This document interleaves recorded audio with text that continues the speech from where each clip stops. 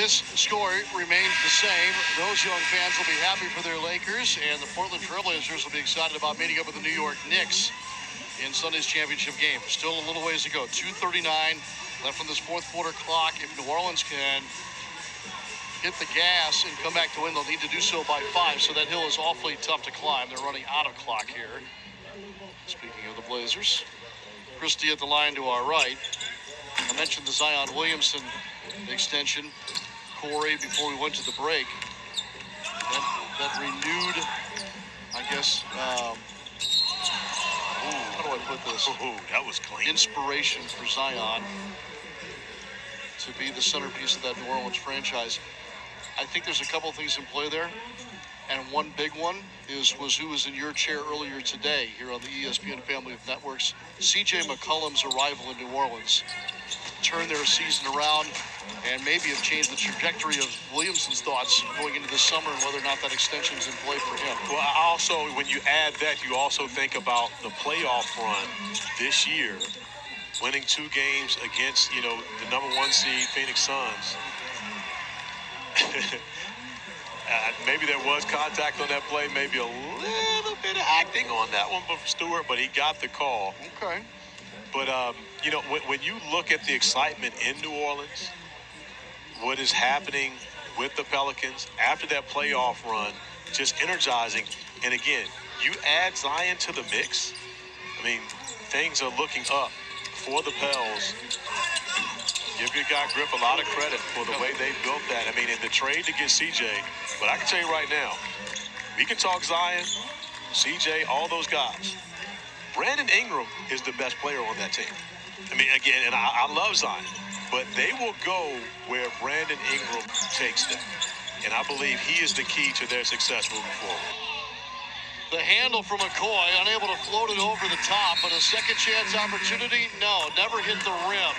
So even though there was an offensive rebound for Scottie Pippen Jr., it's a turnover here for the Lakers. And with 1:36 to go, the deficit is 10, but you have to think of it in terms of 15 here, Corey, with regard to New Orleans winning and then having enough to get into Sunday's championship game. Yeah, and if anyone knows that, it's the Lakers. So they want to make sure that they do not give up those opportunities. You see Max Christie getting the job done defensively, unable to come up with the basketball. But the Lakers want a win. That's what they're here for. They want a win. They don't want to give the Pelicans any opportunities to win this game, let alone get an opportunity to get into the into the championship game. John Butler at the line. 7 foot 1 inch. Florida State Seminole. Ahmed Al-Saw will check in for New Orleans, replacing Jones. Swider got this second half out and running for Los Angeles. And New Orleans had a hard time recovering. They got to within 7 on 2 different occasions. So down 8 here. And the Lakers have really spread the floor. When you look at what the Lakers lacked this year, honestly, was shooting. A guy like Cole Swider may find himself in the rotation and getting some of those passes from Bron. Gotta hurry. Scissoring 3 and fouled. Fouled as the shot clock was expiring. Tell you what, that crossover by McCoy was vicious. The hands up to get the defender in the air and the cross to get to the shot was impressive. You see shot clock running down, but the hands up catches Stewart off guard, and then the low cross.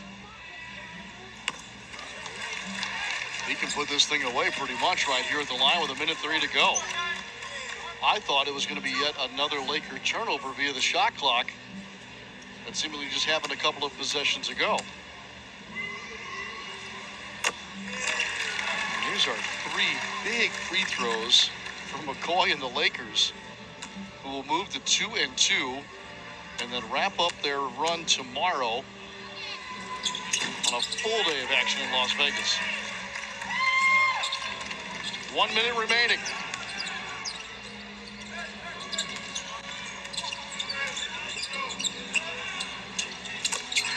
That'll help, but it may be too little too late.